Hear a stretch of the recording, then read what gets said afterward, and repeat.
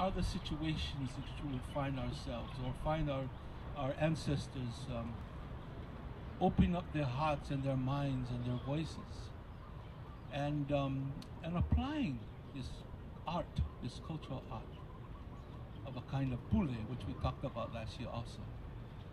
And so I turn now to the panel. I'll start from the west side, from Komohana, and we'll make our way this way, okay? Yeah. So I'll start with our brother Liko, and we'll just go down and everyone just share how your mana'o. Mahalo nui. The mana'o I share definitely comes from how I acquired my knowledge and those situations where yeah. Can we get the turn the volume up?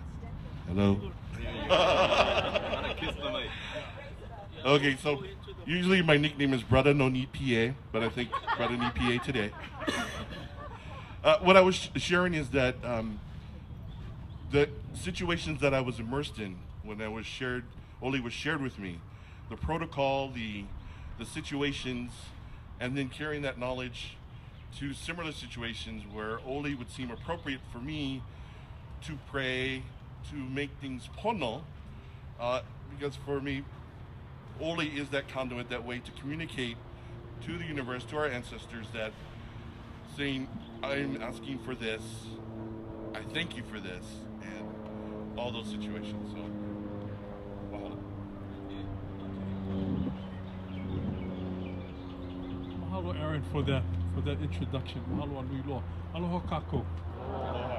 Thank you all for coming tonight. Well, you know, the old days, I don't think there was a context you could think of when a mele would not be appropriate.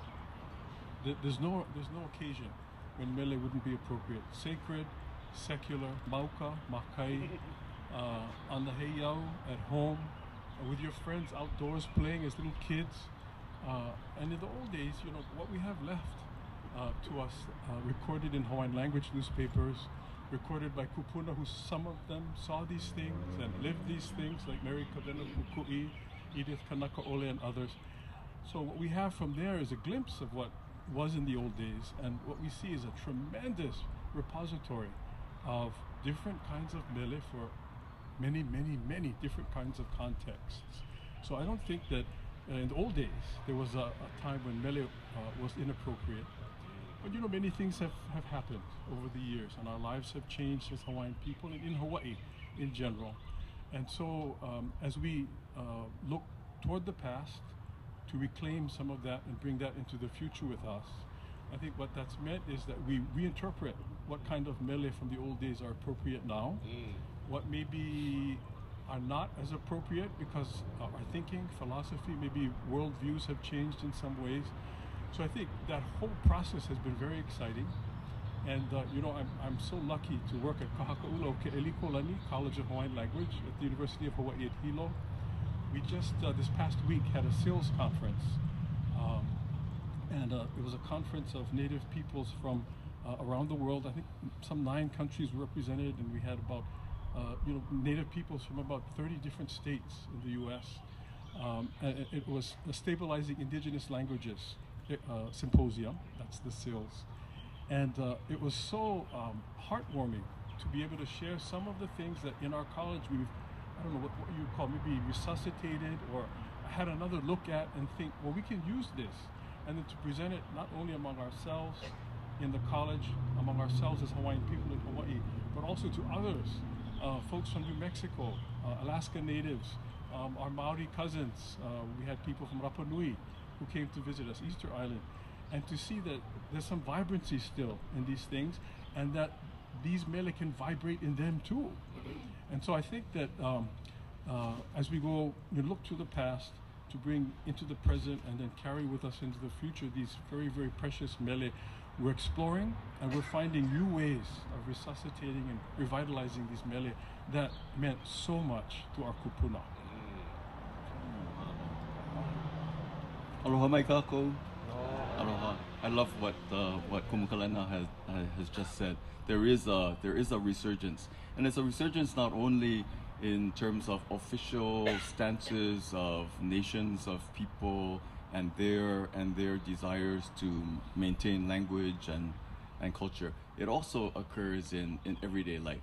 And what heartens me most is whether you're bumping into someone and spontaneously offering an oli to them and their reply, or they come to your door and you hear the oli at the threshold of your house, and you just enjoy what they're saying, and just hearing their voice and what they're saying, you know who they are. You don't have to see them. You can reply from the kitchen where you're busy doing something and you can't run to the door right there, but you can respond to them properly, and that is a joy. And that extends even to social media. Now you will find when someone is viewing a particularly beautiful morning, they will throw out 3 lines of an appropriate oli that fits that particular mood, maybe with a photograph of that morning sky, and then you can play that game of adding the next 3 lines of that chant because you know it and enjoy it as much as they do, and it turns into this exploration of who in our community is doing those kinds of things, is thinking that way on a daily basis. You wake up and in the morning and you begin your day with one of the Eala chants to get the day started. And I found myself, especially when I was studying with Kumu Lake, on my way to work, coming around a particular corner on the way down to Wiley Street, when the vista of Nu'uanu would come into view, and I would immediately start chanting my favorite chant to Nu'uanu because it just needed to be said at that particular moment as you go by. So that's the joy of it, and that's the beauty of the fact that more and more people are engaging in the relearning of the ancient oli, and once they learn those styles and content, then they can build on that and create new oli for today in that old style. And we'll actually hear an example of that a little bit later on tonight. In the day of life of the time of the ancients, I'd like to present this question to our panel, just to flush out, if we were to just step back in time and imagine that the rising of the sun, and through the course of the day to the setting of the sun, and even into maybe the early dark hours, I would like each of you to comment or of a style or of an oli that could have been presented or practiced and throughout that course of that day of the travel of the sun. Hikikala. My son coming up, we start from the east now. Okay, let's say we're going to start Hikikala. We have to start Kahiki now. Well, one of the oli that Kumu Lake taught us was a chant that he recalled his grandfather offering very quietly in the morning. And it's the time of day when you've awakened, but you're semi-conscious. You're still halfway in the spirit world, and you're halfway into the world of the living and the awakening. The sun has not risen yet. The sky is just beginning to tinge on the edge, and you are preparing the morning meal, not only for yourself but for the aumakua of the house. And so when that is presented, it's presented very quietly. It might be in a ha'ano'u style where the vowel sounds would dominate and the consonant sounds might not be so given. You can hear even in the cadence of a oli of that sort. If you know the chant, you will recognize it, even if without the clear enunciation of those sounds. And that's essentially it. It's a personal communication between the head of the household and the aumakua of the house. Well, those of you who did come last year, you might remember my saying that my own family left a lot of these things behind. And so I wasn't raised hearing a lot of chanting. In fact, the first chanting I remember hearing was, I think it was Kuipo or Noi Noi, and I'm so happy to see Noi Noi here. She's one of 2 teachers of mine still living. She and Kaupena Wong living in Makaha. And it was at Wahiawa Armory. For me, I'll make this very short. It was at Wahiawa Armory, and it was a Hawaiian Civic Club, luau, and the lights went down, and I remember this woman came up on stage chanting, and there was a pahu and a puniu and an ipu, and then I saw the most beautiful dancing I've ever seen in my life. I was about 5 or 6. My grandmother was sitting next to me, and I said, "Grandma, what is that?" In other words, just listen, don't talk, just listen. And I don't know if it was you Noi Noi or if it was Kuipu, but it was, yeah, okay, beautiful. And so, see, in my family, we left those things. But, as I said, you know, we have a huge repository of writings by people. Mary Kavena Pukui wrote prodigiously on chanting and, of course, other aspects of Hawaiian culture. And she wrote about, in her own family, how her kupuna wahine, who took care of her until her kupuna wahine, her grandmother died when she was about 6. They would rise in the morning, and then she would chant to the gods of the household, to Ku and to Hina. And then there were chants that were appropriate for Ku, chants that were appropriate for Hina, and this was done every morning as a morning ritual to bring in the day and to freshen the mind after sleep. So, you know, we go back to these kinds of writings by people who went through these things and experienced these things, and we learned so much, and I continue to do so. My particular experience has to deal with my Hawaiian identity. I was born in Oahu, in Kalihi, and my mother remarried a Navy man, so we ended up living on the continent for quite a while. So I was mistaken for Mexican, Filipino. I was really smaller back then, so you know. So my identity, I wasn't sure, what am I? I'm Hawaiian. My mother, as Kalena shared, was also of the same, that boy, you're going to be the first one to graduate from college, so no speaking pidgin, none of this. You're going to Catholic school. I'm going to work very hard so that you succeed for our entire family. So a lot of that was kept away, but you know those times when the aunties and uncles get together and they bust out the ukulele. There would be one time I remember, and I would be one of the kids. There weren't many. All of them would like to play, but I would be one to try and sneak and listen. They would have a good time, you know. But if I got too close, I had to go make drink. So, so I had to hide. And I remember experiencing the chant, and I remember just it was related to hula. Someone just bust out a hula. Sorry, that's not a really good busted out a hula. Yeah. You get the idea, right? Just impromptu. And then another kumuhula was there and just started chanting. So that was my first experience, and for me, that was enlightening. I knew that was something that I wanted to be a part of, and I knew that was related to me and my ancestors. Even if my mother was not that supportive of that, which she is now. She's very proud of what I've been doing, but it was something back then she was doing the best she thought for me by not letting me be exposed to that. So that's my first exposure, and knowing that that was my part of my Hawaiian identity, and I've been on that path and searching for that. I think I found it. Mahalo.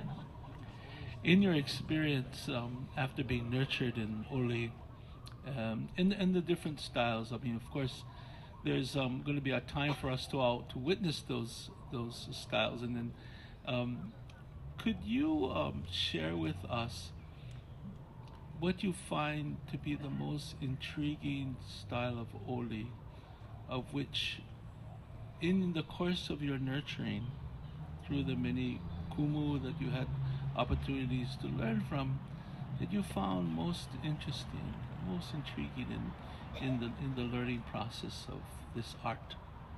This time we'll start in the middle and spin out. Oh, right. Okay. Mahalo. Intrigue. You know, I think they're all intriguing. They all have a place and they all have a time. I think for me in learning, you know, some of them are a little harder than others, and take a little bit more stamina. Some of them take a little bit more brain power because they're a little bit longer. And then some of them have so much, mana is a word to say, but maybe i'i. You know, there's just such reverence for some of this that you have to be very careful where you do some of this, you know? So there are considerations like that. As a musician, you know, because I like to do other kinds of Hawaiian music as well. I think maybe vocally for me, one of the harder types of chanting might be Hawaiian. And I think that, for the old folks, it wasn't difficult. Because, we listened to some of these recordings by Namakahelu Makaena, Palia Kuluwei Maka, and it's like water. It just flows so beautifully, no effort. I'm sure there's effort, but, I think that, and this brings me, I would like to go back to a little bit about what Ohu just talked about, using Oli in everyday life. That's the hardest thing to do. To me, the easiest thing is to have memorized something, to have been taught exactly how you present yourself, what kind of clothes you wear, lays, and then you do it pau. But somebody waking you up maybe with a mele that they've just and that spontaneity in chanting is very difficult because it requires Hawaiian language knowledge.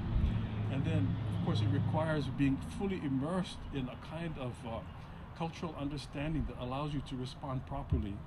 So to me, I agree with Ohu. It's the most beautiful thing in the spontaneity in chant, but to me that's one of the hardest things because there's so many conditions that have to be met, preconditions in terms of one's knowledge. But anyway, what I mean by that and why I'm referring to that is because for me, being raised in 50s and 60s Hawaii and having heard the kinds of people along the way and being taught by the kinds of people that I'm so grateful to, still, it's a different time. It's not the time of Palia Kuluwei Maka.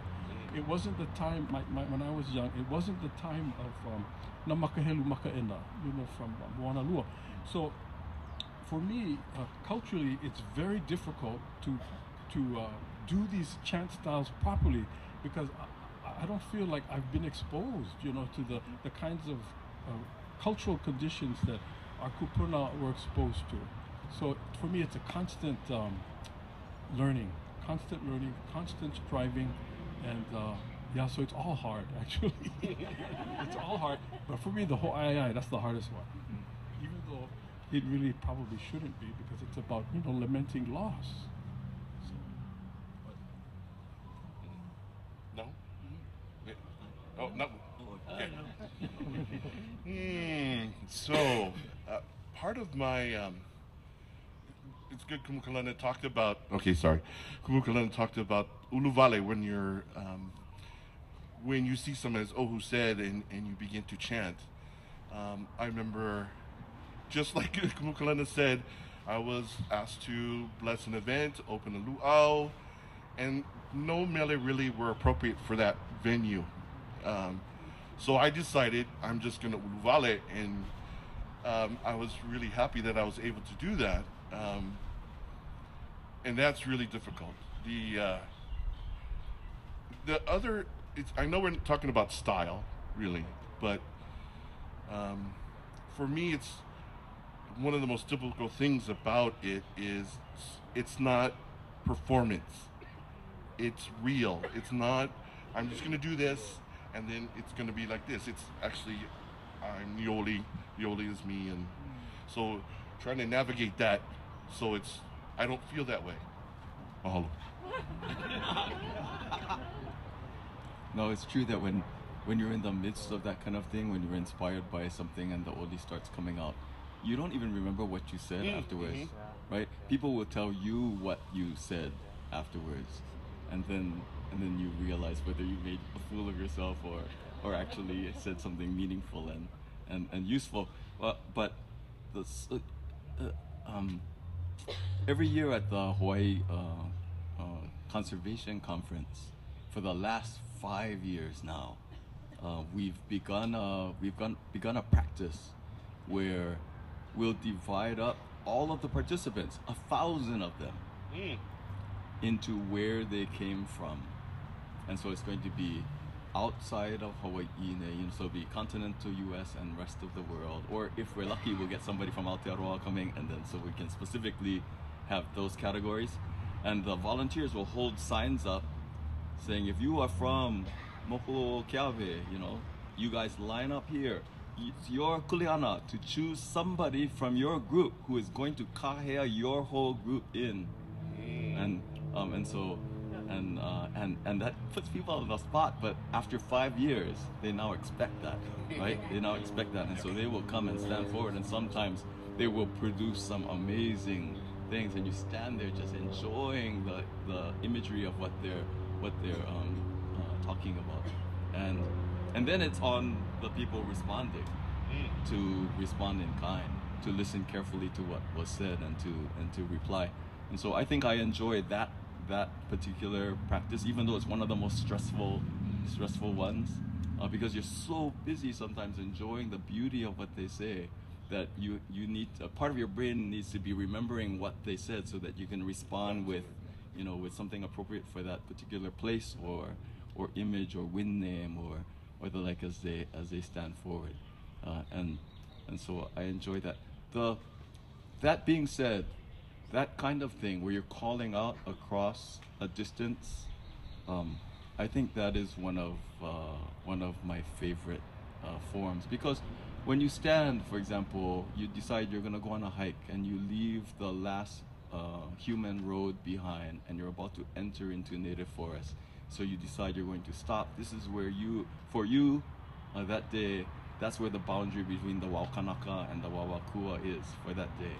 And you mark it with your oli of entrance. And in that case, even though one could, in your mind, picture a very quiet oli in which you count on the supernatural ears of the listeners to receive what you have to say, there is something about letting the kānaenai go out to the world at large in front of you, and almost without exception, there will be a response of some kind. The people who are with you are the ones that will notice that, and you stand silently afterwards and then turn and ask whether everyone feels good about continuing on, and whether they noticed any ho'ailona. They'll usually be the ones that say, I love the welcoming breeze that began 2 lines into the kahea. So that's my favorite, is the kahea aku. As I was listening to our 3 panelists, something came to my mind because you all kind of touched on it. One important point is the immense amount of kuleana that you bear when presenting oli. And the question I have for the 3 of you, what measures do you take in preparation to present oli? And this may give rise to, because after we do this, I'm going to turn over the opportunity for our audience to ask questions also. But I'd like if you would present, because each individual person, I'm sure, prepares in a certain way. And we'll start with, yeah. Sometimes you have no time at all. Sometimes it's a spontaneous thing and you have to reply just on the spot. Other times, there's an event coming up. You've been asked to open something, and you ask them, what is this group, and what do they stand for, and who are they, and so you have that chance to prepare by learning about them, and then learning where they're from, what their values are, and then you get to think through the repertoire of all of the oli that you might know, and pull those salient images and concepts forward toward an end that you believe might be good for their particular gathering. If they're gathering to share knowledge, there's so many different oli that speak of that. If they're gathering to make connections with Hawaii or with a particular cause, there are also those kinds of consolidations of mana and of coordination of effort, those kind of oli that exist in whatever field you choose, mahi ai, lawai'a, or the like. There you can find those things. I think it is a matter of exploring all of those pieces, and then you tie them, weave them into essentially a lei to present to the folks that you're giving to. What might be a question, and you may be able to, I want you to respond to this, but what kind of personal preparation do you take? If you're prepared and you know that you're going to be presenting an oli for a special occasion, Do you go to the mountains, or do you go to a quiet place, or do you have a favorite place? Do you go to the ocean and speak to the ocean? And I think that's the question I'm asking. What do you do personally to prepare? I think Kalena spoke of the ihi, the sacredness of certain things, and so if the situation is one that demands cleansing and preparation of that kind, then I will find a beach to go to in the pre-dawn and get immersed into the ocean and make sure that you're in the proper, that you're properly prepared to even engage in the idea of composing something. For example, in 2006, when the great earthquake shook the island of Hawaii, and many places were damaged, among them Pu'ukohola, Heiau. And the national park decided not to use heavy equipment in rebuilding the Heiau, and instead everything was done by hand. And so the argument was put forward that the physical labor was only half of the effort, and that the spiritual preparation for moving the rocks of that sacred place back into place again, that was just as important, and that for every moment that the men were moving rocks, there should be pule occurring continually during that time period. And the preparation for that is heavy indeed. You make sure you're there. There's certain kapu that are met, things you can eat and things that you cannot eat, things that you can do, say, and so all of those kinds of preparations do come into play, even in this day and age.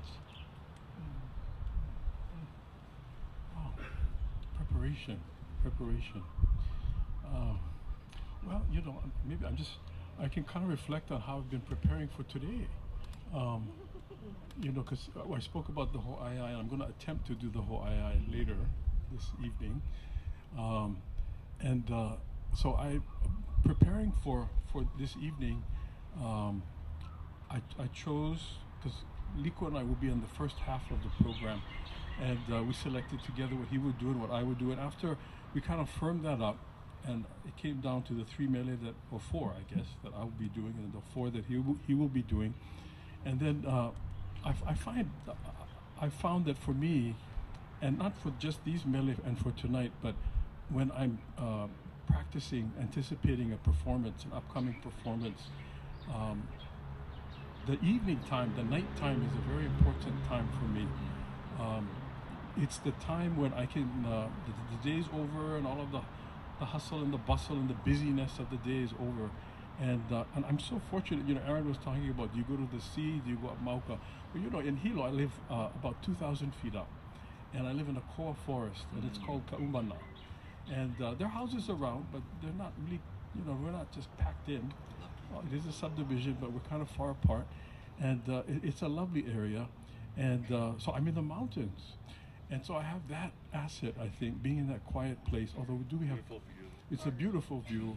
Although we do have koki frogs. I'm not sure if you folks if you visited our lovely island. We have those. But, I've learned to put those aside now, because you have to, otherwise you go nuts. And so, the evening time. And then sometimes, I'll just chant before I go to sleep. And then somehow I'll dream about it a little bit, I notice. And then I get up, and then I have new understanding sometimes not. But I find the evening hours a very important time for me. And then when it comes actually time to perform, I find one of the most important things for me to do is just step aside. I just watch myself do it. And don't even, because I found that some of the performances that I felt most comfortable with and best about were the ones where I just let myself do it and don't really think about, I have to do, this kind of vocal quality here and another vocal quality there, and then there's this line here, and then this one's followed by that, and then I have to go up there. The technical stuff, because I like to think that by the time I'm performing, it's just so much a part of me again. If it's something I've revitalized, I haven't used for some years, and then just do it. Just step aside and just do it. Mahalo. So I'm going to share about my preparation for this evening. For myself, it's every waking moment. I'm I work in an office. I'm a systems administrator, so I step outside, and there's a little walkway if you have to go to the restroom. You didn't need to know that. There's a little walkway, and as I'm going going through the lines. I'm rehearsing audibly, and then our campus is such, it's beautiful. It's amidst redwood trees, which reminds me, oak trees, which remind me of Koa. All the curly gnarls, of the oak trees. So I pray all the time, because sometimes when I practice and I run into something, okay, so I'm not supposed to be practicing that. I got to pay attention. So I leave that alone, and then I move on to something else. But what I'd like to talk about, though, is when we talk about preparing, when I teach at camps, music camps, I like to write mele uli to teach, because, and as Ohu says, the place, the people, the subject matter, all of that is really important. And I think when we're teaching that to Haumana that come, it means a little something more, and actually means something to me too. When I take some of those forms that I know well, and then try and use that to make something simple enough, because the mele that we know might not be the easiest thing to learn in 3 hours. So we have to, adjust something really simple that kind of conveys what you want to have the person chanting, doing the oli, actually experience versus performing. So. Mahalo so much. Let's see, I'm going to turn my phone. Okay, we have, I want to leave this time open for our audience. Tom has a mic, a cordless mic. So if there be any questions, raise your hand, and for our panelists, and Tom will be, I see a hand there, brother. Ka'ala has his hand up. And if others would like to present a question, we have about Please stand up when you ask the question, if you can.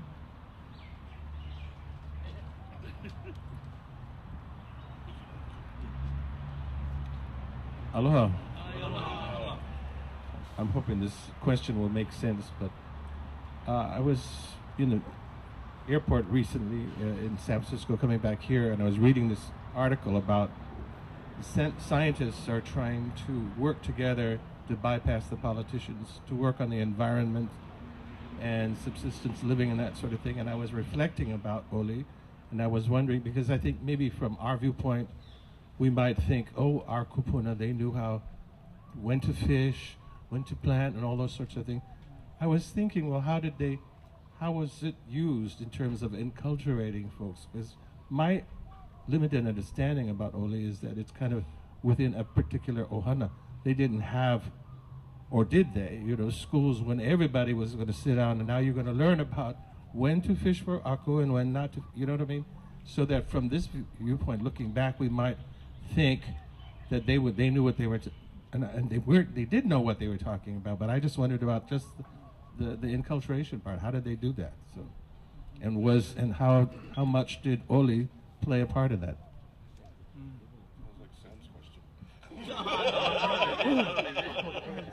I think I'm going to ask the zoologist.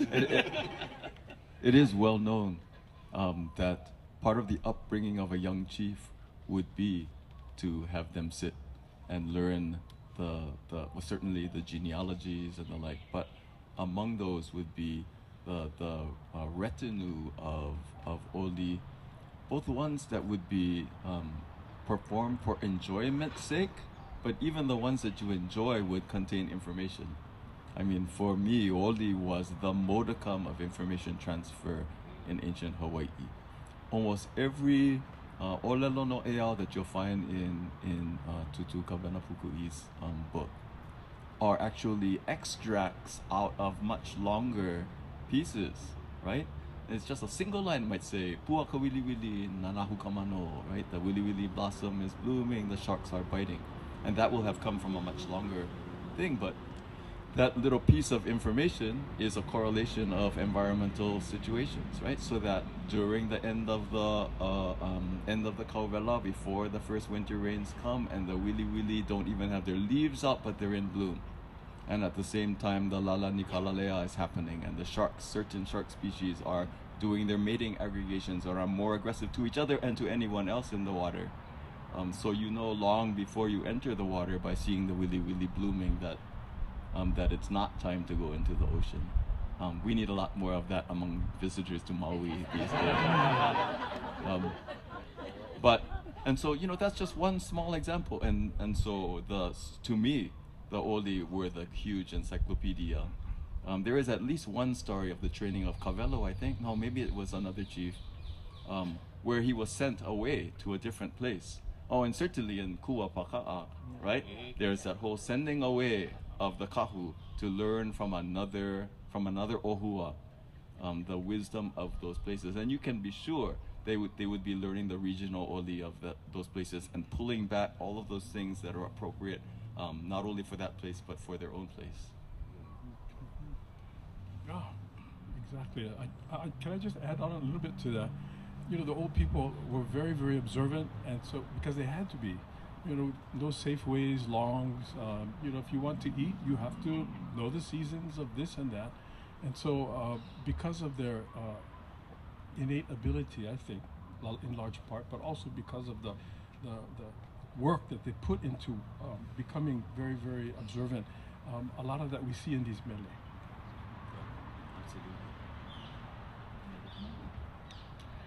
Another question? Here. Oh, wait. Hey, aloha. I have a kind of sensitive question, and if you might not feel comfortable going here, or you may not know this. If nobody knows this, then I'll ask another question.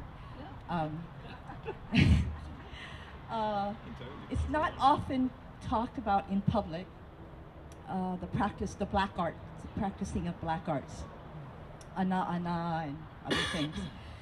So does anybody feel comfortable going there and talking about those kinds of chants? And explaining first of all what it is. I can just share a little bit of what I've heard from some of the old folks, and that are available to everyone, really, who, you know, at the college we encourage our students to go back into the archives, Bishop Museum and other recording archives that allow us to listen to our kupuna and to find out, you know, what they thought, what their kupuna thought, and to hear about these things in Hawaiian, because they are speaking in Hawaiian to people like Mrs. Pukui and others who are interviewing them. And I have heard things. Hilda Cabello from the Ko'olau side of this island talks about her father and her brother keeping and they called it a pu'olo, but you know, the pu'olo could be, well, pu'olo means like a basket, or it means a bundle of something, and it could be a rock, it could be a bone, different kinds of, you know, things from nature that were prayed to, that were made offerings to. And so in speaking about it, she said, well, you know, Mom and I didn't know about it, but my brother and my father knew about it, and every evening the father would go out, and she said that he would call, and then she'd see this ball of fire come, and then he would eat. And so after, you know, seeing that a few times, she realized that and she spoke about it in a very matter-of-fact way, but then also I think because, you know, she was a Mormon, quite a strong Mormon, as was Clinton Kanahele, who interviewed her. She spoke about it rather disparagingly and said that, you know, those black arts weren't for this time, and that she felt that, you know, it wasn't appropriate. And in my own family, we had people who talked about it. My grandma used to talk about it, and she used to, you know, say, oh, ho'omanamana, ho'omanamana, which means, you know, you're reviving superstitious kinds of activity that's not helpful. Because, you know, as time has changed in Hawaii, we have kept some things and we have not kept some things. You know, the old days, if you have a relationship with the God, it's reciprocal. You do for them. No, they do for you, but you're going to have to do for them. You're going to have to do for them. And so, you know, we don't know all of the aspects of what these gods want in return for our asking their favors. And so that's why, you know, the old folks are very careful. You must know which God you're talking to. you have to know, and I really appreciate this, especially from the Zudermeisters, you know, because in the teaching, at the end of the performance, it's always ola. E ola no makua pauloa, you know, a mauloa. And that is, all of us live forever. We have life, we have health, not death. And so, because it's possible, you're calling these people to come. They're not, you know, coming because they just want to come. They're coming because we're calling them. And they come, and then they do, but they have to go back because they don't belong in our world. They're from the pole. This is the ao, you see. And so, very careful. I know the old people that I've heard speak about these things are very careful when it comes to these, what may be called the black arts, but then also, you know, normal everyday kinds of things. In the hula, for example, people are very careful about how we approach these gods of the hula. Lakama, you know, couple, and all of these other gods associated with the hula. The ali'i that we call, you know, they come, but they have to go back.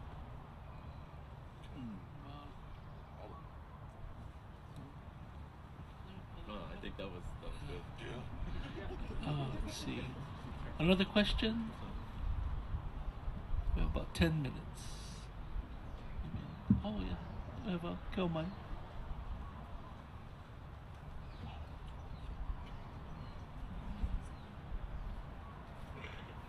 I hope I make sense, but it has to do with how you personally merge Christianity, if you're a Christian, with your Hawaiian cultural beliefs. How does that merge for you? You can speak from a personal perspective. That is a really good question, and it was addressed in the movie The Hua Mele. I don't know if any of you seen that. It was really good because I know being raised Christian and part of the Don't Do Anything Hawaiian was somewhat related to the superstitions, you know, no whistling at night, no cut your nails, all that kind of thing. But, you know, don't pay attention to that. Really pay attention to Christian values. So on my walk, I was very devout Christian before I moved to Hilo. And then I'd like to share that living on the continent kind of clogs up your spiritual pores. Okay? Because you got to get there, you got to do this. So your spiritual pores get all polluted. It's all clogged up. So when I first arrived in Hilo, you know, I kind of noticed things, and then being there longer, my pores would open and things were made evident to me. Not so good things sometimes, but other good things. So this raised the question myself, well, you know, this means that there are other spiritual entities, and being Hawaiian, we talk about Pele, we talk about Hi'iaka, the gods, and reviewing the chief as gods. So how do we do that? Well, I went to more of a Hawaiian spiritual Christian blend. So my mother's very devout, and so I would myself, when I pray to the Aumakua, and then I end with Keakua Manaloa. So I give honor to our Aumakua, and then also Keakua Manaloa. And when I close prayer, I would close with Amamaua Noa Amene. So for myself, I'm navigating that, and I had great examples too when I learned in Hilo that some kumuhula that are very devout, like Edith Kanakole, I believe, she was an example for me, who was temple worthy, but you know, the Pele, the fire clan is going on full force.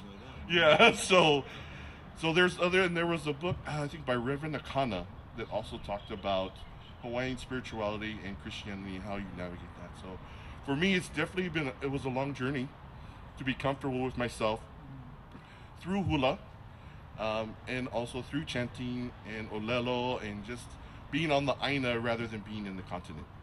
Because being on the continent is definitely a different experience. I agree with Liko. For me, it's not an either or kind of thing. It's a matter of respect of belief. And Kumulek, who taught me, devout Catholic, right? And he would put it this way. He would say, a Catholic is going to be praying to a different set of individuals every day of the year. Oh, really? You know, all the different saints and all the, you know. And so for him, it was quite comfortable that there would be individuals that one can pray to every day of the year and still have this whole set of, you know, concentric beliefs that at your core are comfortable for you. Okay.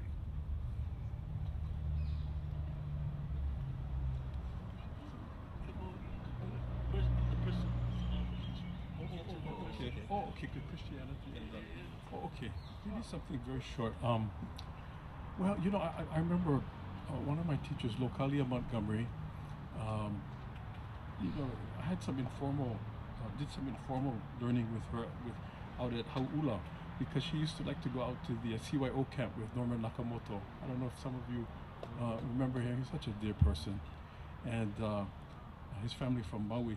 And so, Auntie Localia, and so we'd go out, and then she would just say, oh, go get the pahu, go get the ipu, you know, and she would just share something very informal.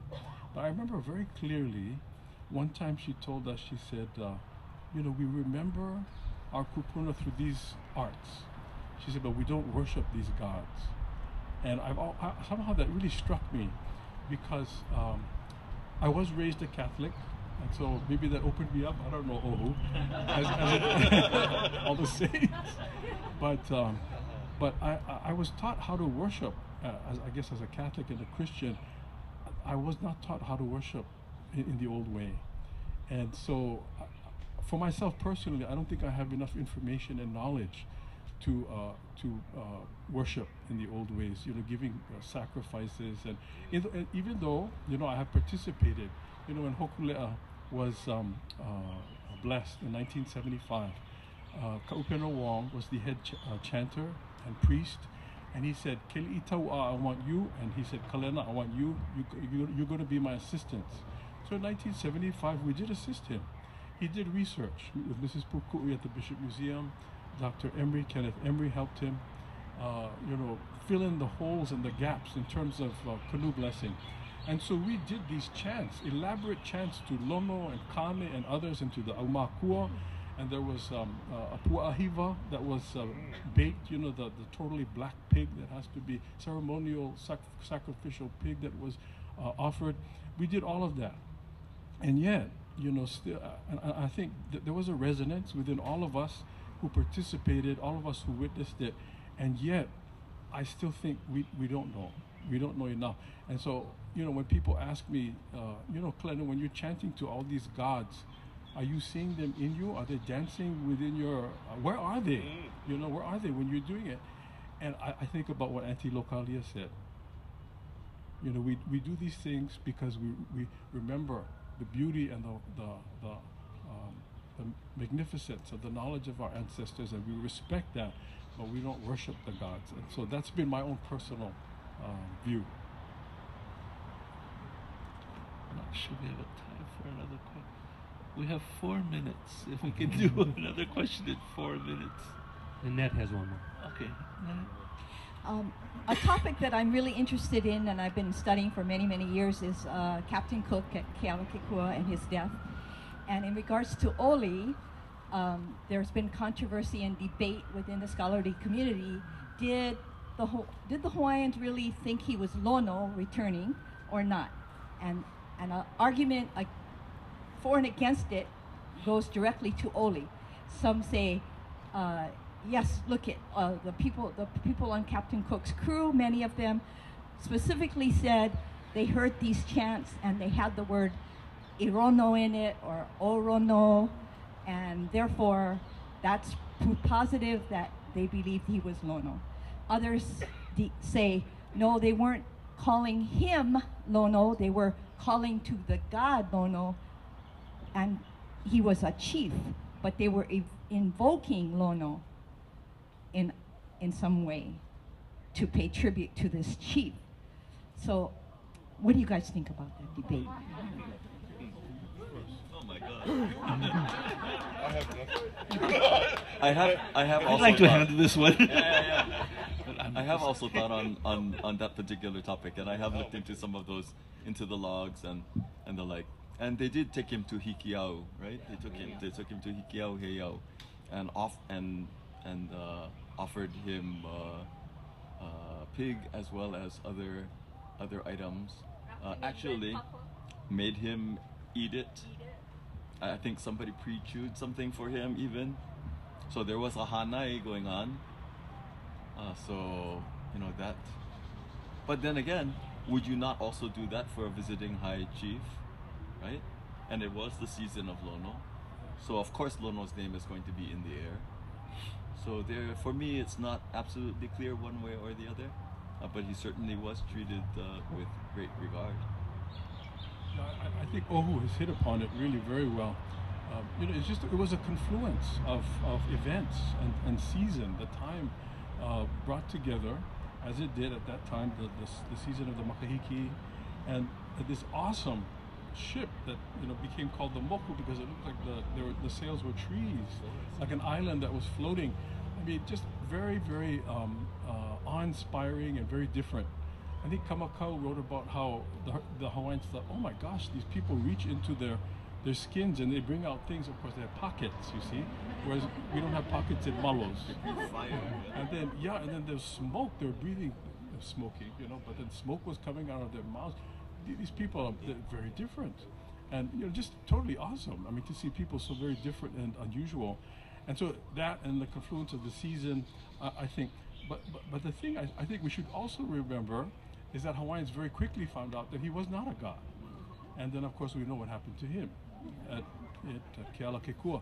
So I think that although he may have seemed very magnificent and awesome, Hawaiians are very quick to detect that he was not, after all, a god. The god Lono, certainly. We heard the chimes of the church, and I think that already has given us a signal. And we thank you for offering your questions. We thank you for being here this year. How about a round of applause for our panel?